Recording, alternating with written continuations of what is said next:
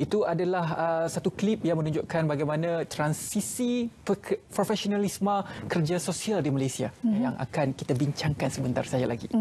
Ini juga sebenarnya Hari Kerja Sosial Sedunia yang disambut pada 16 Mac lalu. Jadi kita ingin berkongsi pada anda bagaimana sebenarnya Jabatan Kebajikan Masyarakat memainkan peranan mereka untuk mengangkat profesion terutamanya dalam bidang kerja sosial di Malaysia ini. Jadi di studio saya perkenalkan terlebih dahulu, kami bawakan seorang tetamu iaitu Dr. Sofian bin Haji Ibrahim selaku pengarah dasar Hubungan Antarabangsa Jabatan Kebajikan Masyarakat. Khabar selamat pagi? Alhamdulillah, baik. Okey, kita nak cerita berkenaan dengan kerja sosial. Ini mungkin ramai yang agak keliru dengan terma-terma kerja sosial. Apakah pengkhususan? Jadi mungkin sedikit pengenalan dan juga mukadimah daripada doktor terlebih dahulu. Apa itu sebenarnya kerja dan juga takrifan kerja sosial?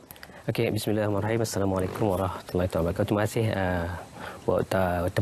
terlebih dahulu saya ucapkan kepada pihak RTM, Wan dan Shu kerana memberi peluang kepada JKM untuk berkongsi dalam slot Selamat Pagi Malaysia dalam topik sedekat perjuangan profesionalisme kerja sosial.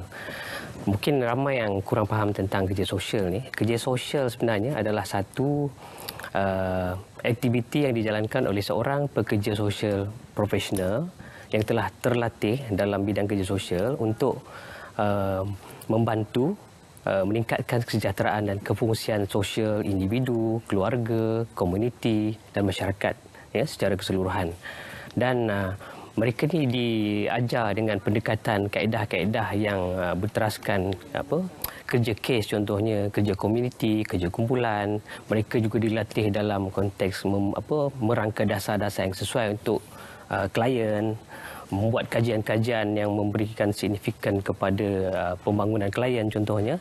Dan apa yang penting, mereka berpandukan kepada prinsip kod etika, amalan-amalan yang perlu diikuti dalam melaksanakan kerja-kerja tadi.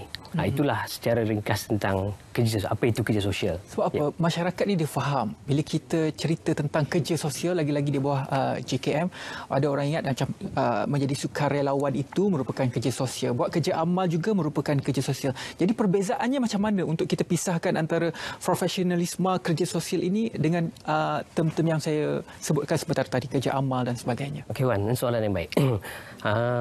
Untuk pengetahuan seperti yang saya maklum tadi, kerja sosial ni lebih kepada profesion yang memerlukan seorang yang terlatih, benar-benar terlatih, yang ada qualification, yang ada kelayakan, yang tahu tentang perundangan, yang tahu tentang prinsip etikanya, dan mereka ni telah melalui proses-proses tertentu di dalam, contoh di JKM.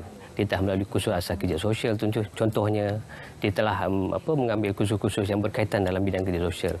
Untuk kerja amal ni, sesiapa pun boleh membuat kerja-kerja sukarela tanpa memerlukan apa-apa kelayakan contohnya, kan. Mereka biasanya yang membuat kerja-kerja sukarela ni lebih kepada minat, ada masa terluang untuk membantu certain kumpulan sasar contohnya. So ini memang ada perbezaan. Mana kita kena asingkan yang membuat kerja sosial ni adalah mereka yang benar-benar terlatih. Manakala untuk yang kerja sukarela tadi tak semestinya terlatih, dan kalau ada masa senggang untuk membantu kumpulan sasar contohnya kan, mungkin ada masa lapangnya untuk bantu bersihkan rumah-rumah orang tua kan. Just maklum pada kita, dia boleh datang pada bila-bila masa dan kita akan akomodat lah ataupun sediakan kemudahan untuk mereka membuat kerja-kerja sukarela tu. Dan tanpa memerlukan masa yang panjang, ada proses-proses yang saya maklumkan tadi dari segi kerja kesnya kan, ada kerja kumpulannya, ada teori-teori yang dia kena tahu. Dia berbeza dari segi tu. Kalau doktor mungkin boleh berikan sedikit contoh bentuk profesi kerja sosial ni. Kalau tadi kerja sukarelawan kita tahu kan, kita boleh doktor bagi contoh, tapi kalau kerja sosial bagaimana di Malaysia? Dalam konteks yang mudah lah saya bagi contoh dalam pengurusan kes kanak-kanak contohnya. Bila seorang kanak-kanak tu didera, pihak hospital akan rujuk kepada JKM. Di JKM kita ada pegawai pelindung yang telah diwartakan melalui akta kanak-kanak contohnya. Mereka ni lah akan menguruskan kes tu daripada awal sehingga akhir. Mereka kena mengadakan membuat penilaian, assessment. Mereka perlu menyediakan laporan untuk dibentang ke mahkamah bagi kanak-kanak. Selepas proses selanjutnya, mereka mungkin akan ditempatkan di rumah perlindungan ataupun ditempatkan kepada orang yang layak dan sesuai. Ini memerlukan seseorang pekerja kes itu tahu tentang aspek perundangan tadi. Dia perlu tahu tentang konvensyen mengenai hak kanak-kanak. Hak kanak-kanak itu apa? Hak untuk dilindungi, hak untuk survival, hak untuk terlibat sama, hak untuk didengari hasrat dan naluri hati mereka. Ini proses-proses kerja atau yang kita namakan case management, pengurusan kes dalam konteks kerja sosial. Okey, kita dapat bezakan antara apa yang dilakukan secara sukarela maupun secara profesional. Jadi bulan 3 merupakan bulan yang signifikan untuk pekerja sosial yang mana sambutan Hari Kerja Sosial akan diadakan. Jadi mungkin sedikit perincian daripada doktor. Okey Wan, sebenarnya sambutan Hari Kerja Sosial ni kita telah adakan pada 16 hari bulan yang lepas, dan di peringkat dunia, sambutan Hari Kerja Sosial ni diraihkan pada Selasa ketiga bulan ni lah, bulan Mac ya. Jadi untuk di peringkat kebangsaan, kita telah adakan pada 16 hari bulan yang lepas sambutan Hari Kerja Sosial untuk kita mengiktiraf dan meraihkan sumbangan tokoh-tokoh ikon yang telah banyak menyumbang dalam konteks pembangunan profesionalisme kerja sosial. Dan pada sambutan yang telah dilaksanakan, telah diadakan, kita telah menganugerahkan beberapa kategori anugerah. Yang pertama dari segi anugerah tokoh pekerja sosial sepanjang zaman yang telah dianugerahkan kepada Yang Bahagia Datuk Dr. Abdullah Malim Baginda. Beliau adalah mantan Ketua Pengarah JKM pada tahun 1984 hingga 87 dan adalah pengasas kepada Persatuan Pekerja Sosial Malaysia, dan peranannya memang signifikan dalam pembangunan kerja sosial di Malaysia. Oleh sebab itulah kita memberikan anugerah kepada Yang Bahagia Datuk Dr. Abdullah Malim Baginda. Dan untuk anugerah kedua, kita ada anugerah ikon global kerja sosial yang telah dianugerahkan kepada Yang Bahagia Datuk Syed Rahman Syed Muhammad, juga mantan Ketua Pengarah JKM, yang selepas beliau bersara, beliau telah banyak terlibat dalam konteks global peringkat antarabangsa, terlibat dalam Bulan Sabit Merah Malaysia sehingga mendapat awards di peringkat antarabangsa, contoh Brand Laureate punya reward. That's why ini pengiktirafan ni kita berikan kepada beliau. Apa sebenarnya hala tuju kalau kita nak cerita berkenaan profesion dalam bidang kerja sosial ini? Mungkin tidak ramai ketahui bahawa ini sebenarnya satu kerja, satu profesion untuk setengah individu. Jadi untuk kita memberikan maklumat lebih lanjut bagaimana hala tuju mereka sekiranya mereka memilih kerja sosial sebagai kerjaya mereka, kalau doktor boleh kongsikan.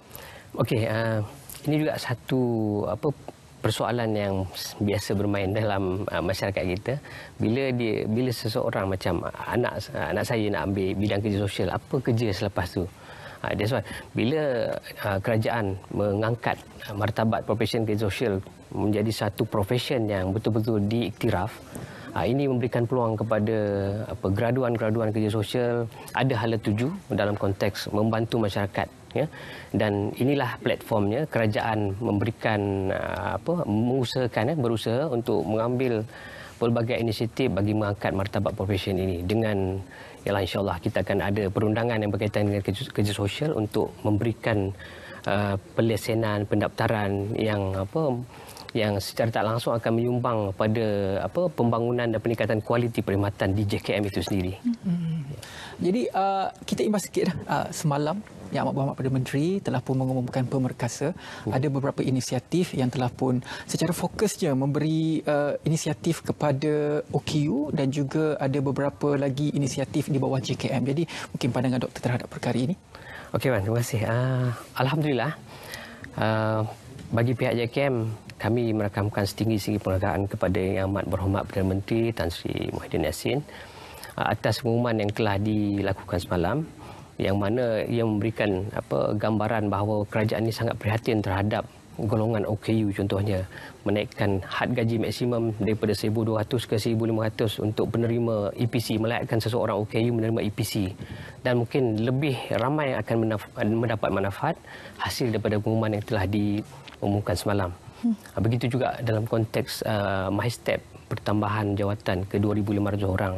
Sebab apa di JKM ni dalam keadaan dan situasi pandemik COVID-19 ni memang ramai ataupun banyak segmen masyarakat yang terkesan dengan pelbagai masalah kewangan contohnya. Jadi ini dapat membantu JKM mengurangkan bebanan tugas di lapangan apabila berhadapan dengan kumpulan sasar jabatan.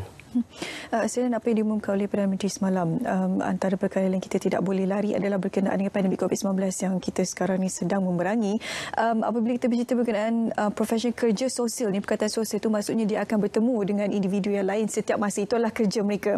Jadi bagaimana penyelarasan program dan juga aktiviti di bawah JKM sendiri untuk petugas-petugas kerja sosial ini berada di lapangan?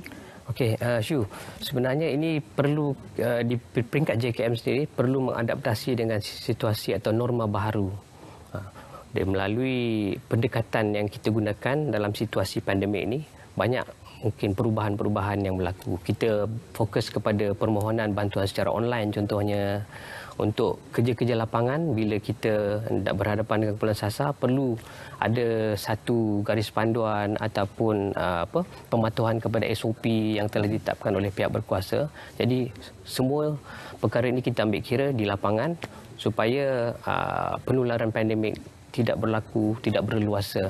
Jadi di peringkat jabatan kita telah membuat pelbagai langkah-langkah yang perlu untuk kita menangani isu yang berlaku sekarang. Maknanya ada garis panduan untuk pengurusan kes contohnya, ada garis panduan untuk bagaimana kita mengelola perkhidmatan sosial di JKM untuk segmen OKU-nya, segmen warga emasnya, segmen perintah khidmat masyarakatnya. Semua ini telah kita ambil kira.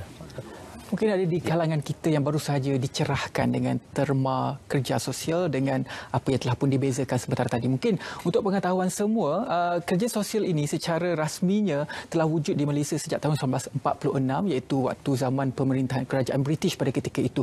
Jadi sudah pun hampir 70 tahun dan juga dalam satu dekad ini, apakah pencapaian yang boleh diangkat oleh pihak Jabatan Kebajikan Masyarakat sendiri, Dr. Silakan. Alhamdulillah, Wan, dari segi pencapaian yang kita telah dapat capai dalam tempoh sedekad ni, pertamanya dari segi penyelarasan kurikulum di peringkat universiti itu sendiri, dah ada penyeragaman, ada konsensus, ada jawatan kuasa yang telah dibentuk untuk menyelaras apakah modul-modul ataupun kursus-kursus ataupun elemen-elemen yang perlu ditambah baik dalam konteks kurikulum itu sendiri, pembangunannya. Yang kedua dalam konteks capacity building, pembangunan kompetensi pegawai-pegawai di JKM atau dalam konteks yang lebih luas, sebab social work ini merentasi semua kementerian. Dah ada pembangunan dari segi kompetensi kerja sosial, piawaiannya telah dibentuk. Dari segi penyelarasan untuk pengambilan skim S yang melibatkan pegawai yang ingin berkhidmat di JKM, kita juga telah membuat satu penyelarasan yang mana pegawai yang ingin bekerja di JKM perlu ada at least dalam bidang kerja sosial. Atau dia melayakkan seseorang itu untuk bekerja di sektor kebajikan atau sektor perkhidmatan yang memberikan khidmat kerja sosial ni. Itulah antara pencapaian-pencapaian yang signifikan dalam konteks pembangunan profesionalisme kerja sosial di Malaysia. Sudah pun sedekat, maksudnya selepas ini pihak JKM akan berterusan untuk memastikan agar profesion bidang kerja sosial ini akan sentiasa diangkat dan juga dikenali. Apakah perancangan untuk tahun yang mendatang dan mungkin sedikit harapan daripada Dr. Sifan sendiri untuk mereka yang berada dalam profesion dalam kerja sosial ini? Okey, harapan di pihak personally atau pihak jabatan sendiri memang mengharapkanlah dari segi perundangan, ya, sebab sebelum ini pun kita telah banyak dengar dalam akhbar tentang rang undang-undang contohnya profesion kerja sosial. Mungkin inilah way forward atau rantaian ke hadapan yang kita sangat-sangat mengharapkan supaya ianya dapat direalisasikan. Maknanya ada satu perundangan yang govern ataupun mentadbir urus mengawal selia profesion kerja sosial ini di Malaysia. Inilah harapan yang sangat besar yang kita harapkanlah, insya-Allah. Pencerahan profesionalisme kerja sosial sedekat tahniah diucapkan kepada pihak JKM sendiri kerana mengangkat orang kata kerjaya ini sebagai satu kerjaya yang akhirnya orang boleh terima, satu kerjaya yang perlu untuk kita ada, untuk kita membaiki struktur sosial di Malaysia ini. Terima kasih banyak-banyak kepada yang berusaha Dr. Sofian Ibrahim, Pengarah Dasar dan Hubungan Antarabangsa Jabatan Kebajikan Masyarakat, Kementerian Pembangunan Wanita dan Masyarakat.